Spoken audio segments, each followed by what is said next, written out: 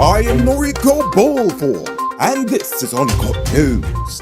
Guyana Babu, also known as the popular Chutney singer Terry Gajraj, is among several persons who have been scammed of millions of dollars in a Florida-based Ponzi scheme operated by a US-based Guyanese. You gotta love Guyanese, even when abroad, we're still scamming. Anyway, Gajraj recently took to Facebook to admit that he was scammed out of $4 million. He said that he was looking forward to using his profits to offset his daughter's wedding. I guess he means Guyana dollars, cause damn, that's a lot of money. So far, 30 persons plus and businesses have been affected by the Ponzi scheme and are entitled to restitution. If you're wondering, he got caught in one of those fake Forex Ponzi schemes. So, here's a pro tip, people. If they aren't a licensed company, it's a scam.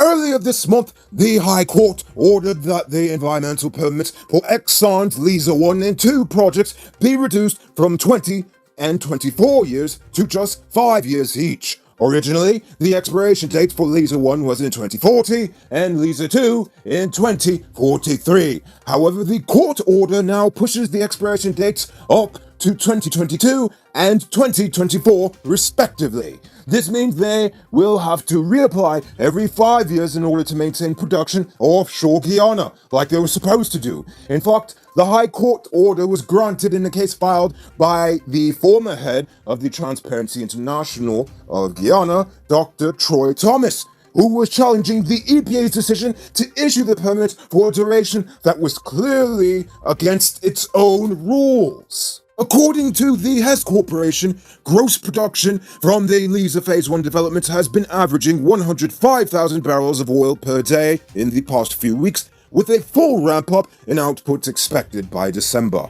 Months of mechanical issues with the gas reinjection system on the FPSO vessel had resulted in ExxonMobil taking the decision to limit oil production in order to curb flaring after the EPA got on them for so long. So, after many months, the crew from Germany finally came and fixed the machine, so now we're at 105,000 barrels per day, and pretty soon we'll be up to 120,000. So, drill, baby, drill. Best Buy Auto Sales is Guyana's #1 auto dealer. Their prices are competitive, and they sell their vehicles with warranty so you can have some peace of mind. Visit their showrooms at 171 Peter Rose Street, Queenstown, or Lot 2 Lamaha Street, Georgetown, and find out about their special Christmas deals. A 38-year-old unemployed man was arrested after he stole several items from Courts Guyana in New Amsterdam, Belize. According to the police, they received a call on Wednesday night of a break-and-enter at the department store. The police found the front door glass was shattered, and the suspect was not far away from the scene. This genius was found with a 43-inch flat-screen television set, 1 PS4 console, and 3 smartphones. After several weeks of processing in a lab in St. Lucia, the police force has received the DNA samples recovered during the Henry Boys and Harris Singh murder investigation. The force hopes that the samples can help solve the murders. However, there is no word yet on whether the samples have yielded any conclusive evidence thus far. Nevertheless, the GPF is in possession of additional samples which they are expected to hand over for processing abroad. But as to why they waited so long to gather the second set of evidence, that I cannot answer. Nonetheless, said the PPPC will never go to another election with Lowenfield as GCOM's CEO. Ever again.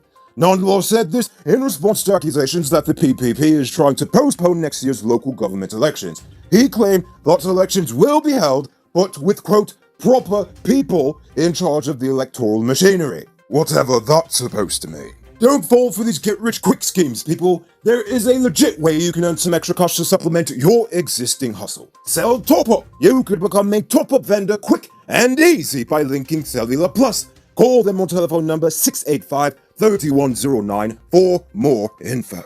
The government is kicking another employee to the curb. This time they fired the head of its Special Purpose Unit and former Chief Executive Officer of NISL, Colvin Heath London. They are accusing London of overlooking a number of alleged illegalities and failing in the performance of his duties by approving the issuance of various leases of NISL properties, including land in Peters Hall and at Ogle. Concerns were also expressed by the government over the alleged failure in getting the missile accounts audited by the Auditor General for several years. Nonetheless said the actions of Heath London cost the government billions of dollars, and therefore his services are no longer needed. He also said he intends to bring in Soku to investigate the matter. It's now time for today's Rona Report. Today, the nation recorded 45 new cases. The total number of deaths now stands at 124. There are now 10 persons in the ICU and 740 persons in home isolation. The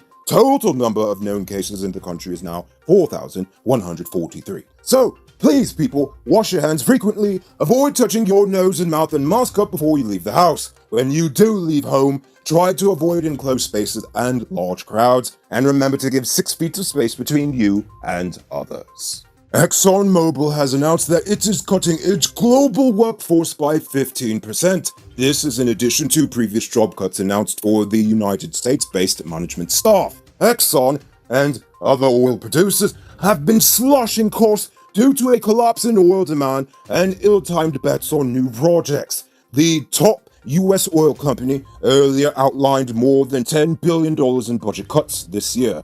An estimated 14,000 employees globally could lose jobs, including contractors. Exxon had about 88,300 workers, including 13,300 contractors at December 2019. Exxon lost nearly $1.7 billion in the first half of 2020. It is expected to report a record-setting third straight quarterly loss today. And over in Trinidad, the police said a 60-year-old woman was arrested for an alleged knife attack at her home in Siparia. Yesterday, Avalon Regis John was charged for the offense of wounding with intent to cause grievous bodily harm. According to police on October 26, John allegedly stabbed the woman in the hand after an altercation of some sort. The victim has since received medical treatment, while of course she is in jail. Now is a good time to remind you that robbery season is back. If I were you, I would consider getting security for the home or business. Sheriff Security Service is a good choice. I find that they are the most professional with well-trained armed or unarmed guards. Get some security this Christmas, people. And now for our weird news story of the day. Today, 25-year-old former bird keeper Bradley Tomes was sentenced to 32 months in prison for stealing a pair of penguins and selling them on Facebook. Tomes was accused of breaking into the zoo twice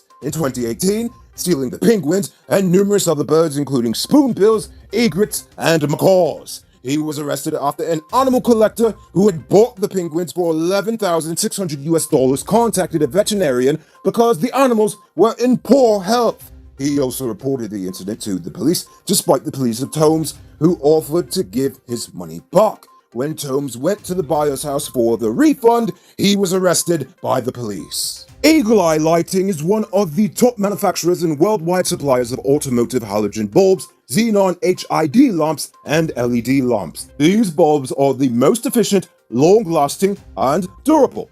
Eagle Eye bulbs are available nationwide and are imported and distributed by Caribbean Motor Spares. Call them on telephone number 609-7621. Don't buy fake Eagle Eye, look for the stamp that says Made in Korea. Moving on to our Uncut News viewers poll question of the day.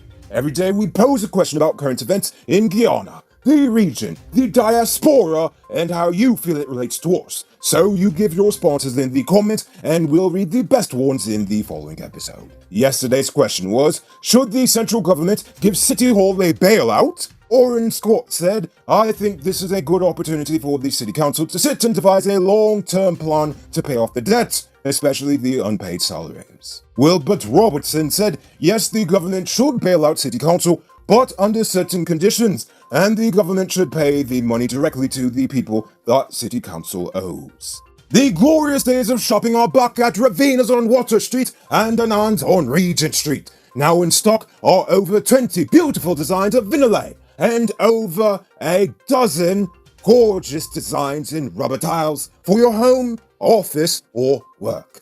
We have over 16 attractive colors of leatherette for covering furniture. For fast and comfortable shopping, visit us to get the best prices in town. That's Ravena's on Water Street and Anand's on Regent Street. Good answers, people. So tonight I leave you with this question. The government is currently embarking on a plan to restore the seawall to make it a tourist attraction. What would you suggest they build up the location to attract visitors? Don't say a police outpost for the bandits, that's obvious, haha! Anyway, think about that question and tell us in the comments below. If your response is good, we just might feature it in Monday's episode. Anyway, that's all the time we have for tonight. Until next time, I'm Noriko Bulford saying, have a great weekend. And as always, don't drink and drive, or you'll end up on Monday's episode the hard way. Ha ha! Good night, folks. Hey, Uncut News viewers, thanks for watching. You can subscribe by clicking on this button over here, or click over there for more news. You can also drop a comment to let me know if you've made it to the end of the video. Goodbye for now.